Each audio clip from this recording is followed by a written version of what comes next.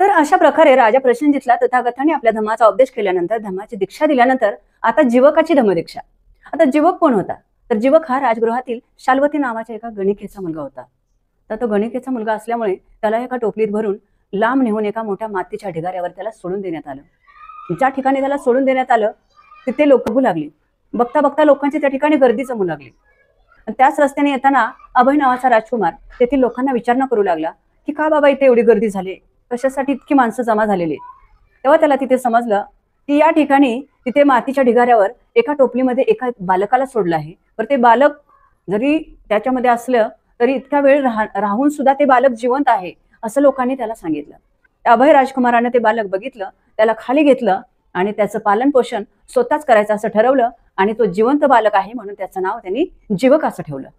मग तो त्या जीवकाचं पालन पोषण करू लागला. मोठा झाल्यावर जीवकाला आपण कशा प्रकारे वाचलो हे त्याला समजले आणि असं जेव्हा त्याला समजलं तेव्हा इतरांनाही वाचवण्याची त्याच्या मनामध्ये तीव्र इच्छा निर्माण झाली.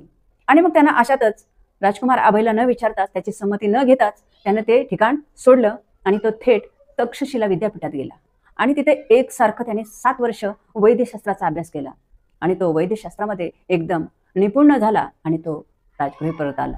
तिथे आल्यावर त्याने आपला वैद्य व्यवसाय सुरू केला.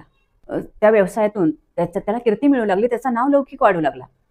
साकेत येथील एका श्रेष्ठीची पत्नी दुर्धर रोगाने आजारी होती आणि तिचा तो रोग त्या जीवकाने बरा केला होता आणि जीवकाने बरा केल्यामुळे त्या श्रेष्ठीने 16,000 कारशापण, त्याचबरोबर 1 गडी, कामगार गडी, 1 मोलकरीण आणि 1 घोडागाडी अशा प्रकारची संपत्ती जीवकाला त्याने दान केली, बक्षीस म्हणून देऊन टाकलं. आता अशा प्रकारे जीवकाचं नाव लौकिक सर्वत्र पसरू लागला. अभयच्याही कानावर ही गोष्ट आली. मग त्याने सुद्धा आपला राजवाड्यातच त्याला राहण्यास सांगितले.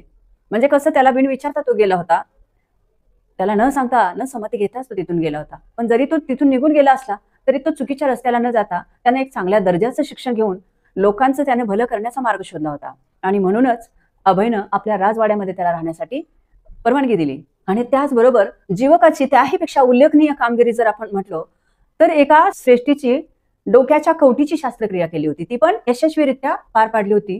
त्याचबरोबर एका श्रेष्ठीच्या मुलाला आतड्याचा जुनाट रोग झाला होता, त्याची सुद्धा शस्त्रक्रिया त्याने यशस्वीपणे पार पाडली होती.